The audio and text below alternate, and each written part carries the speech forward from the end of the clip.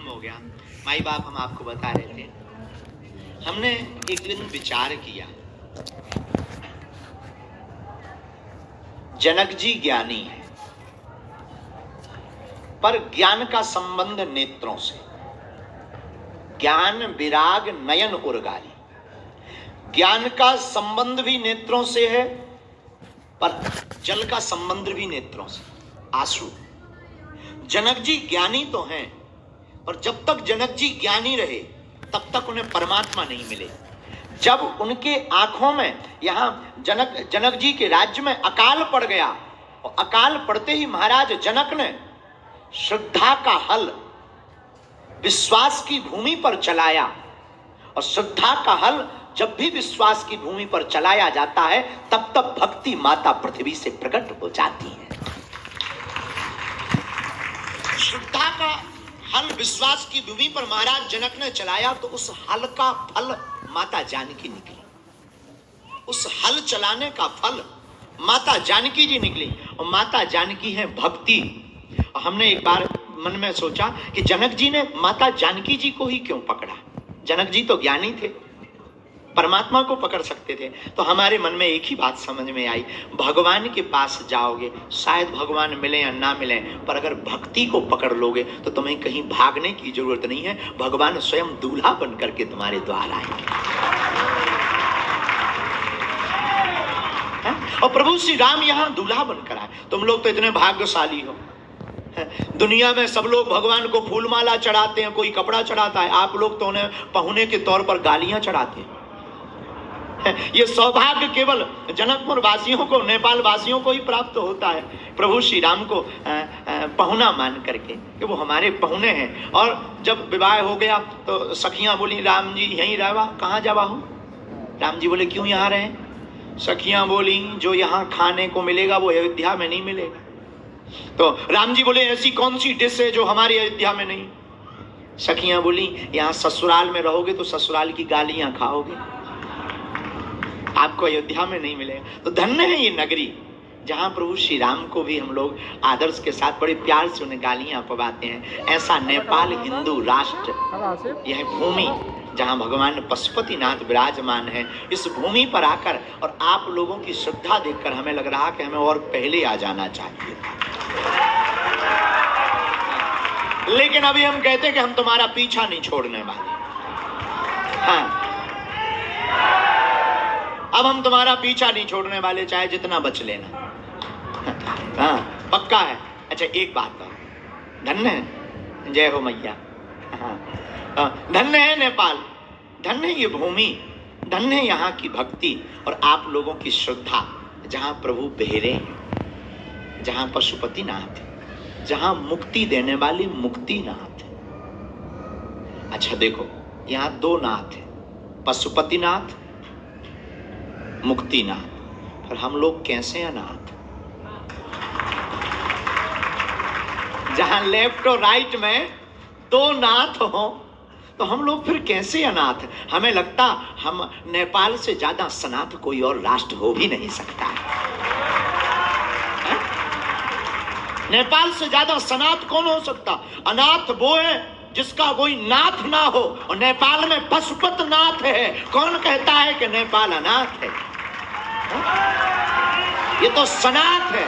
और आज हम कह करके जाते हैं नेपाल के जी को भी होटल हो, भगवान जाने, होटल तो बहुत अच्छा बनाया पर बाल्टी नहीं है। हम अभी नहाने गए थे तो इनके पास भी बाल्टी नहीं है।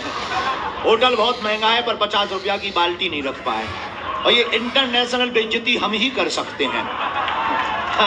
क्योंकि हम गांव के देहाती आदमी हैं और हमको नहाने में बहुत दिक्कत गई है।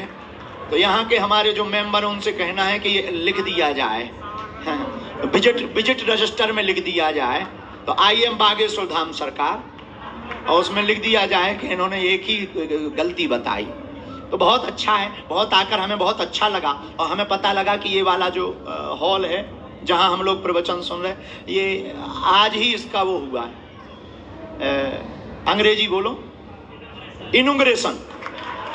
हाँ, आज ही हुआ, हमें बड़ी खुशी भाई। हमने कहा कोई बात, तो हम ये बहुत अच्छी व्यवस्था है यहाँ, बहुत अच्छा लगा, बहुत पवित्र भी है, और हनुमान जी महाराज विराजमान है तो और अति पवित्र हो गया। और संत आ गए तो संत देखो, हम जाएं संतों के पास ये हमारा भाग्य है, और ये संत चलकर हमारे पास आए ये हमारा सौभाग्य है। धन्य है नेपाल। नेपाल के लिए हम आज एक ही बात बोलना चाहेंगे, फिर हम जाएंगे आप लोगों की सामूहिक अर्जी लगाकर पशुपतिनाथ के दर्शन करने जाएंगे, ताकि नेपाल के रहने वाले सभी वासियों पर पशुपतिनाथ की कृपा बनी रहे, और नेपाल हिंदू राष्ट्र रहे, और सनातन की क्रांति यहां लहराती रहे। जय श्री राम। देखो बुरा मत मानना, हम किसी के विरोधी नहीं है, लेकिन सनातन धर्म के पक्षधर हैं। अब किसी को हमसे दिक्कत हो तो वो हाजमूला की गोली खाए। हाँ देखो, हम तो साफ कहना खुश रहना। हाँ, और नेपाल हमारी आत्मा है। आज हम नेपाल के लिए कह सकते हैं, हनुमान जी के चरणों में प्रार्थना करके एक दिन नेपाल पूरी दुनिया में अपना डंका बजाएगा। लेकिन सनातन संस्कृति के साथ यहाँ की श्रद्धा और आस्था अद्भुत है। तो आप लोग भी धन्य हो, हमें खुशी भाई आप सब आए। अब हम आपको कथा सुनाएंगे वहाँ शाश्वत धाम में। यहाँ तो वैसे तो कुछ लोग पर्चा के चक्कर में आए हैं, कुछ लोग अपने बाप का नाम जानने आए हैं, कुछ लोग इसलिए भी आए कि देखते हैं मन की बात हमारी बता पाते कि नहीं है। लेकिन हम एक बात बताएं, आप आए पर्चा के चक्कर में, हम बैठे हनुमान जी की चर्चा के चक्कर में। अच्छा, आप पर्चा के चक्कर में, हम चर्चा के चक्कर में, और वरुण चौधरी जी खर्चा के चक्कर में। हम आए हैं तो भंडारा करवाएंगे तो खर्चा भी होगा। ये अलग बगल में खड़े हैं, तो अद्भुत है। ये हनुमान जी की लीला है, और हनुमान जी ऐसे लोग जुड़ा भी देते हैं। भगवान की बड़ी कृपा। ये यहाँ के सबसे बड़े बिजनेसमैन है। हमने कहा इन्हीं को पकड़ो, छोटों में कौन फंसे। हाँ, छोटों में। हमने कहा अच्छा, एक व्यक्ति हमसे बोला आप क्या अमीरों की सुनते हो? हमने कहा नहीं, हम सुनते नहीं हैं, हमें गरीबों से मिलने का बहाना इन्हीं के थ्रू है। बोले कैसे? हम का खर्चा ये करते हैं, बुलाते ये हैं, भंडारा ये करवाते हैं, पर्चा हम उनके बनाते हैं जो किसी के। ... अच्छा, इनको क्या चाहिए? अमीरों को इतनी संतुष्टि चाहिए कि इन्हें ये लगे कि ये वीआईपी है, और वो हम संतुष्टि दिलवा देते हैं। और बहुत विनोद की बात, ये हमारा परिवार है। वरुण जी हमारे बहुत प्रिय चेला हैं, इनके पिताजी बहुत ही सज्जन हैं, और अब ये हमारे बागेश्वर के और पशुपतिनाथ के और नेपाल राष्ट्र के लिए हमेशा जीवन भर ये कार्य करेंगे। बोलो जय सिया राम, जोर से बोलो। तो हम एक बात और बता रहे थे, जटायु जी महाराज, रामायण में आपने कथा सुनी। जरा भाई माइक तेज कर दे, तेरे दादा का थोड़ी लगना है। तेज कर, नोट बराबर लेगा, माइक धीरा करेगा। राम धन्य है। रामायण का एक पात्र श्री जटायु जी महाराज। जटायु जी के पंख रावण ने काट दिए। जटायु जी जमीन में गिर गए, दर्द से कहारने लगे, शरीर में पीड़ा हुई।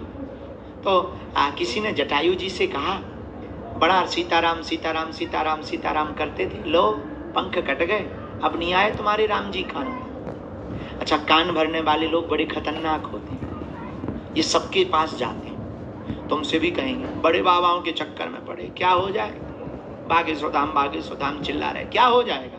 कान भरने वाले लोग बड़े खतरनाक होते हैं। जटायु जी के भी कान भरे, सीताराम सीताराम दिन भर करते थे।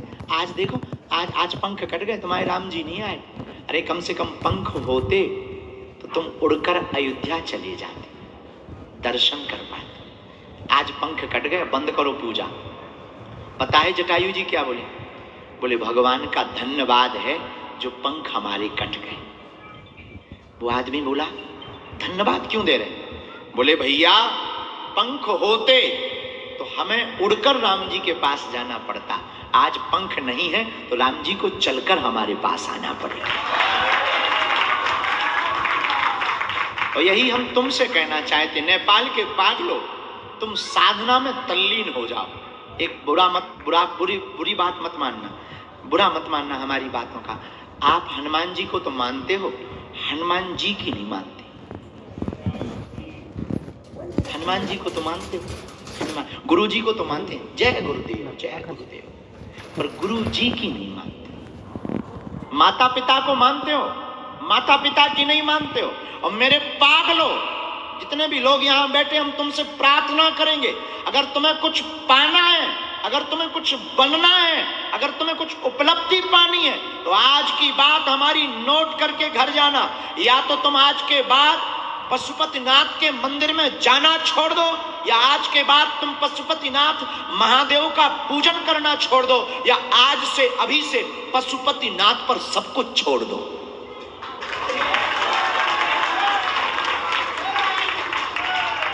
और जिस दिन आप बागेश्वरनाथ पर या पशुपतिनाथ पर आप सब कुछ छोड़ दोगे, हम दावे के साथ कहते हैं आपको पीछे मुड़कर नहीं देखना पड़ेगा।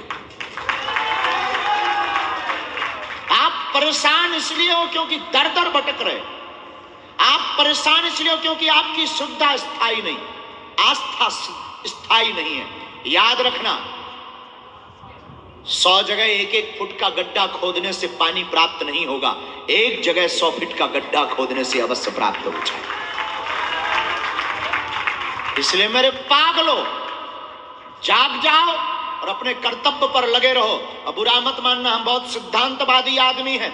हमारे पर्चा बनाने से तुम्हारी जिंदगी में कोई बदलाव नहीं होगा जब तक पर्चा का अपने शरीर में, अपने जीवन में चरित्र को उतारोगे नहीं। एक सज्जन हमको मिले भारत में, साउथ में, बहुत बड़े नेता हमारे पास हमको मिलने आए। बोले गुरुजी, हमने सुना आप पर्चा बनाते हो। हमने कहा हमने भी यही सुना। बोला नहीं गुरुदेव, एक प्रार्थना करें हम कहा करो। बोले गुरुजी, हम हनुमान जी का चित्र हमेशा जेब में रखता हूं। उनका साउथ का लैंग्वेज था, हनुमान जी का फोटो हमेशा जेब में रखता हूं। हमने कहा क्षमा करना, हनुमान जी का फोटो जेब में हो या ना हो, हनुमान जी का चित्र जेब में हो या ना हो, हनुमान जी का चित्र तुम्हारे मोबाइल में हो या ना हो, हनुमान जी का चित्र तुम्हारे घर पर हो या ना हो, हनुमान जी शादी की।